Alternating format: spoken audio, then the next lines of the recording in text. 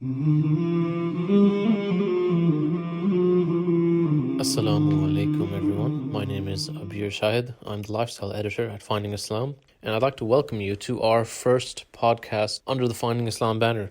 This is something that we're starting now. And for those of you listening who may not be familiar with what Finding Islam is, well, let me introduce you to it and give you a quick rundown. Simply put, Finding Islam is an online platform where we aim to essentially instill pride as well as educate and provoke thought for Muslims as well as non-Muslims with a focus on the Islamic world, achievements in the Islamic world, and in Muslim history. We want to look at things such as contributions made by Muslims to the world and also current events and what's happening today. Because of course the things that happen today shape what happens tomorrow. And through those paradigms, we hope that we can provide something as an outlet for Muslims, for those who are interested in these kind of contributions and want to contribute like this themselves. And also, we hope to provide something that is thought-provoking, interesting, and enlightening to our audience. There's a lot to be learned, and I think being a Muslim myself, we often don't look at our own past and our own achievements, and that's really what we're trying to highlight. And especially in terms of a artistic and cultural focus, because there's enough doctors and lawyers, right? We need to look at the other things as well that Muslims should be known for. You know what I'm saying? So that's the aim, inshallah, with our platform. And I suppose to give you some background on how it got started, we've been going for a couple of years now.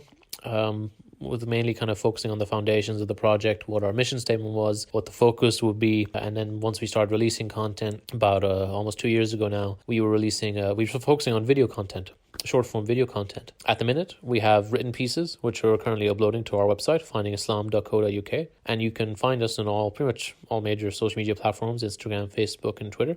Not TikTok yet, that one, we're considering that one, but don't hold your breath on that one right now. And through this podcast, we hope to also do the same things that we hope our written pieces and our videos and so on do as well. And hopefully provide something that's interesting, inspiring, and also entertaining. That's the aim. In future podcasts, we will be joined by other people. For today, it's just me because, wanted to give you guys an introduction to things and take it slow, take it easy, ease everyone into this whole new podcast, new very exciting podcast that I'm sure the world can't wait to hear. But in future, we're going to have, other members of our committee. I'm the lifestyle editor, but we have an analytical piece editor as well for our more in detail and statistical pieces, let's call them. And yeah, we have in our committee and out of our current group of contributors, a lot of people from very interesting backgrounds. Me, myself, I have an engineering degree and I work as an automation engineer, but we have people with master's degrees and bachelor's degrees in the arts and humanities and economics and so on. So we're really trying to capture, a wide array of topics and skill sets within our remit and provide things that are just interesting.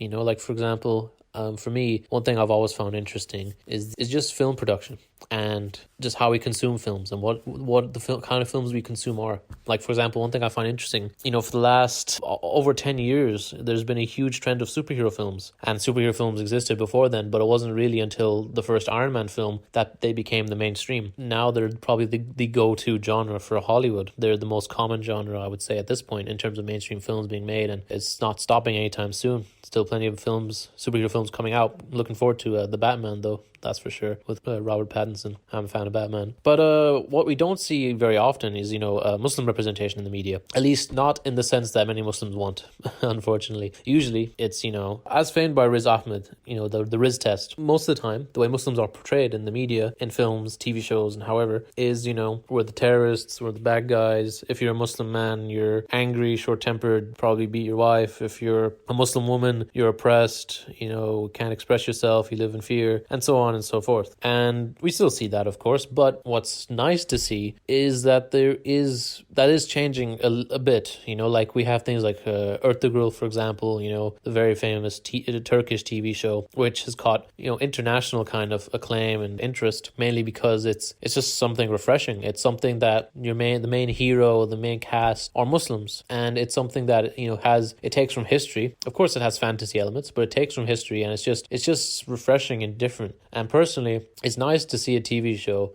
where I can go 5 minutes without there being a inappropriate scene, because that seems to be the standard these days too. And a growing concern for me as well is just the rise of, I suppose, lewdness in television and in movies, particularly television, really. Like all the main like all the biggest popular TV shows that have come out in the last couple of years, whether it's Narcos, Game of Thrones, of course, and others, tend to have those kind of scenes in like every single episode, which, you know, isn't really my flavor, as you can imagine, nor is it the flavor really of any Muslim. And it's something that isn't great for, you know, to have that exposure, to get exposed to that in so frequently and unashamedly.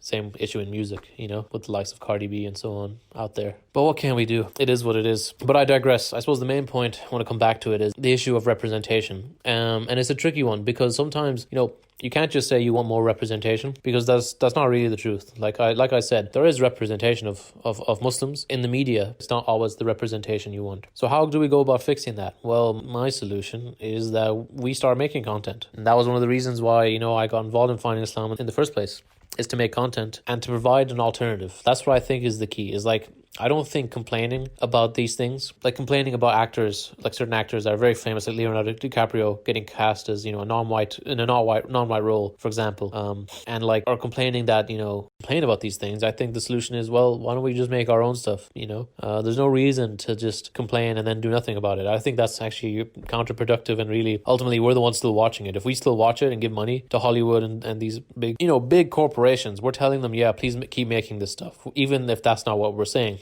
If the money keeps coming in, well, that's what's going to keep getting made, you know? That's just how the world works right now. And so with Finding Islam, again, this is just what we want to do. We want to provide content and things that are an alternative and something that's different, and, you know, hopefully instills a bit of pride in all of us, you know, in our Islam, in who we are as Muslims, because I think it's important to have that sense of pride and just appreciating who you are and why do you follow this religion? Why does your family follow it? You know, what does it mean to you, and so on, and reflecting on that, and reflecting on why, you know, we have such a rich history, you know, coming from the countries we come from, as well as being as part of this deen, which connects us all, regardless of where we're from. This is quite a rambly podcast, isn't it? It's probably not going to attract many of you listeners, but don't worry, because I assure you, it's going to be way more interesting after this one. You know, this one is just the ramblings of a young Pakistani man, but after this, it will be the ramblings of two young Pakistani men, at least. We have some, you know, Palestinians, Egyptians, and others involved as well. You know, we're not a pure Desi group, thankfully. That would be too much for anyone to handle, I think, including myself. But yeah, ultimately, that's what we want to achieve through Finding Islam. We want to help provide that kind of representation and just enlighten ourselves and enlighten our readers and our listeners and our watchers on the interesting things that they may not know about their deen, you know, and about their history. Because the easiest way to disconnect the people is to disconnect them from their history and from figures that they can relate to. But hopefully through these kind of works that we produce will inspire some of you guys. And also, we just want to keep the conversation going. You know, we're always open to more contributors. We're always open to more ideas. And we're a very open platform in that sense. And I think that's important in this day and age as well. And I think just being able to listen is so important. You know, like I'm on Twitter myself, and, you know, Twitter for me is probably the most entertaining social media platform, mainly because it's just kind of funny to me how, like, every single day, it doesn't matter what it is, someone is mad about something on Twitter. It's so different from Instagram, Facebook, YouTube, TikTok. Those platforms, people kind of just do their thing and it's whatever. I mean, to be honest, YouTube, there's always YouTuber drama, there's always Twitch drama, whatever, but that's by the by. But on Twitter, there's just always something that someone is upset about, and I think often a lot of it is because we don't listen and we don't take time to actually understand one another. And also, it's just easy to react on that platform. You know, it's very easy to just quote tweet someone and then vent, because you're not really having a conversation when you do that. You know, you're just kind of just providing commentary over what they said rather than actually communicating with them. That's why we're on Twitter.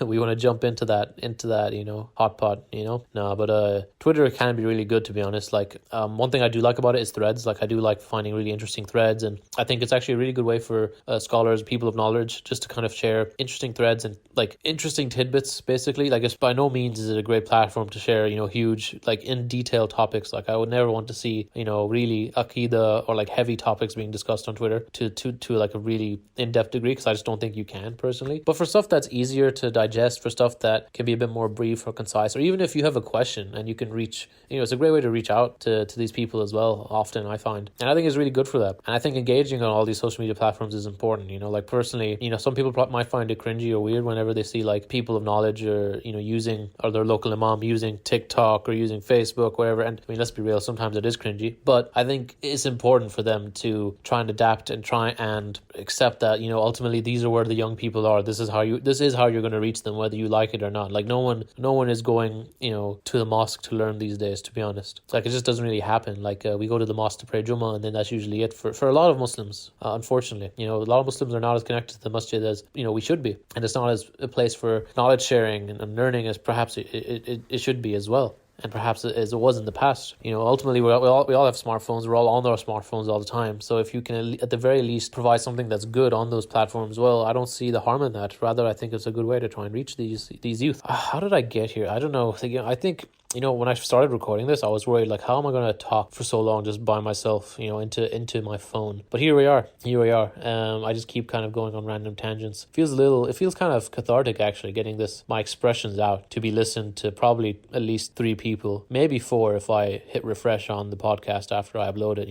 We'll have to see what happens with that. But yeah, no, but in all seriousness, I want to thank you for listening. I hope you stay tuned to what's coming up. Inshallah, we have some really exciting things coming up in terms of our written works as well as our podcast, and I hope you check them out. I hope you check both of those things out and let us know what you think and see if you want to get involved as well. Like I said, we're always open to contributors. We're always open to contributions and just your thoughts. And I think there is a good way to end it rather than going on another long tangent. I don't want to ramble on for too long. No one wants that. So yeah, we'll conclude it there. Jazakallah khair for listening, and inshallah I will be seeing you on the next one. Assalamu alaikum.